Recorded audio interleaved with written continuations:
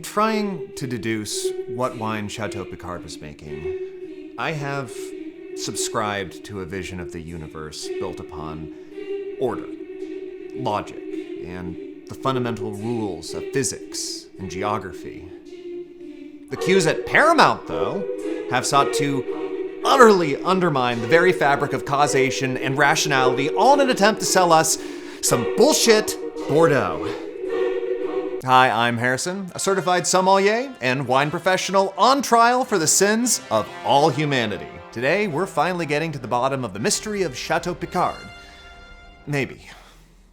Honestly, I don't know anymore. So, we've deduced, given geography, the dialogue from the show, and the actual prop bottles from the series that Chateau Picard was most likely located in Le Bar, France, producing wines similar to what we see in Burgundy and nearby Jura, and that the tie-in wine using the real-life Chateau Picard was probably just a cash grab not based in the actual canon of the show. I even went back to the first episode featuring Chateau Picard, season 4, episode 2, but the wine label was strategically turned away from the camera. The bottle shape is a Bordeaux, but it's not unheard of to have outside of the region, and as you can see, we can never see the label. Yeah, found it. It's on Memory Alpha. Wait, let me see. Yeah, there's a picture. No. No. Fucking what? Yeah, and there's this other thing. The fuck? Okay, so if we look at the label from everyone's favorite Star Trek movie, Generations, we see that this 2294 Chateau Le Bar... Wait a minute, Chateau Le Bar? It's not Chateau Picard? Okay, so it lists an appellation of origin contrôlée and marque déposée, which basically just means trademark, but does not specify which appellation or wine region. But it is bottled at the Chateau, and it is apparently damn good because it is a Grand Cru Class A, which again, shouldn't be, because it should be Burgundy, but oh, God, that fuck-ass 90s graphic design, Jesus. Further complicating things is this accompanying Certificate of Excellence from the Terran Winemakers Association to Maurice Picard of Chateau Picard. Why is it different? Fortunately, I think we can pretty solidly call this non-canon, as it never appeared on screen. However, in Picard Season 3, the guy from Reading Rainbow chides Picard's Bordeaux as dry and pedestrian. My anniversary dinner on Rigel. A Chateau Picard Bordeaux, which you said was too dry because your taste in wine is pedestrian. Meaning, yes, canonically, Picard is making Bordeaux. Disappointed! So, what the fuck, everyone and everything? Why do you hate me? Why does France hate me? Why does every staff writer on TNG and Picard hate me? And especially, why does Paramount hate me? So I know what you're asking. Why can't Picard own property in Burgundy and Bordeaux? Because he's French. In faith, I do not love thee. So French wine houses can and do produce wine from multiple vineyards or villages, but never from different regions under the same label, let alone regions this far separated. For instance, D'Angeville in Burgundy produces wine under the Pelican label in Jura, despite the fact that these two regions are barely an hour apart. For my LA viewers, that's basically Santa Monica to K-Town. Other producers often set up new wine estates or chateaux in other countries where no one knows them, such as Domaine Drouhin in Oregon, Chateau Beaucastel in Paso Robles, or Baron Philippe Rothschild in Chile. But these are all under different label names, not the same fucking one, Jean-Luc. It's kind of a big faux pas. Kind of like watching all of this video and not liking and subscribing to our channel. Now, while Chateau and Domaine don't necessarily carry the same legal weight as an AOC, they do imply a specific physical place, even if that physical place encompasses most of a wine region. So, if you're drinking Domaine Favely, you know you're drinking something from around Burgundy because that's where Domaine Favely physically is. If you're drinking Iguigal, you're probably in the southern or northern Rhone Valley. When chateaux like Mouton Rothschild leave their region, they usually change the name of the label, like with Almaviva, a collaboration with Concha y Toro in Chile. For Chateau Picard to be both Bourgogne-Franche-Comté / Le Bar and Bordeaux is pretty much unheard of. Really, the heart of this is that as you get more specific with the place of origin listed on the bottle, the laws around what wine can be grown there and how it's made grow tighter. You can have a company in France pulling wine from Burgundy and Bordeaux, but any bottle mixing fruit from both regions would have to be classified as the more general Vin de France, and they would definitely not invoke the name of a specific chateau. They could not say on its label that it's from Burgundy or Bordeaux. Those names carry weight and laws.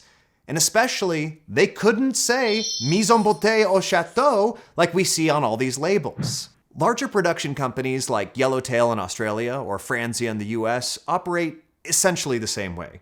They don't note a specific place of origin, leaving just a very general label like USA or California, and not Napa or Sonoma, essentially making them Vin de France level of specificity. So Picard could be saying that his Bordeaux and his Le Bar wines are both Chateau Picard. It'd just be really fucking weird, and it would shirk centuries of precedence and poise. He could have put his name or signature at the bottom of a bottle that said, like, Demande d'entreprise, for example, and had that been his second label, but not two Chateau Picard across the country from each other. That's fucking insane. The writers at Paramount are kind of treating Chateau Picard more like a brand name, which makes sense. They're in California, and it's not so weird for a winemaker to bottle grapes from, say, Monterey Bay and Santa Barbara. But it's not super common in France, especially not at the Grand Cru Classé level, and it makes Jean-Luc less the star diplomat, respectful of other cultures and customs, and more of a Ferengi. So, if this is canon, which, again, it shouldn't be, what does this tell us about Chateau Picard? Jean-Luc sold out. Money doesn't exist in the 24th century. Possibility Alpha. Jean-Luc is licensing his name to build off his fame as a Starfleet admiral and amass wealth in an economy that doesn't have currency, somehow. That explains why his Bordeaux is canonically bad and Geordi hates it. True. Possibility Beta. Jean-Luc really doesn't understand what he's doing. He's a fake Frenchman, which we can tell by his love of Earl Grey and his goddamn accent, and he's willing to commit a huge faux pas because he doesn't really spend any time in France anyway. Possibility Gamma. This is a fictional show written by California writers who probably didn't travel to France at any time during the show or have a wine consultant on staff, as evidenced by their choice of Temecula, California for their Alpine Burgundian chateau. Possibility Delta. Paramount, coffers flooded with Bordeaux money, are making a concentrated effort to retcon Bordeaux into Picard's backstory in order to sell us more goddamn Bordeaux! Whew. All right. Well, thank you so much for watching. We'd love it if you could like and subscribe. Here on Mid-Earth Somm, we break down the real-world drinks of your favorite fictional fandoms. Whether it's Lord of the Rings, Lord of the Rings, Lord of the Rings, Star Trek, A Song of Ice and Fire, The Lord of the Rings, and of course, The Hobbit. We'll get around to Dune. Eventually. Maybe. I don't know. I just got to the 6th book in the series and someone finally just had wine for the first time. It's been months. Wait. No. Fuck me. Fuck you. Fuck me. Wait, okay. So, if it was Paramount's whole conspiracy to make us buy more Bordeaux, why did they have Geordi say that Picard's wine is shit? Were the writers secretly trying to undermine Paramount from within? Were they just as mad on the Bordeaux retcons? Could that explain why all the show labels on the prop bottles say Burgundy? Oh my God, guys, there was a resistance the entire time. We have to track down every single writer on that show, and we have to figure out who was Team Bordeaux, who was Team Burgundy, who was covering for Paramount's sloppy product placement, and who is a real Trekkie. It's all coming together.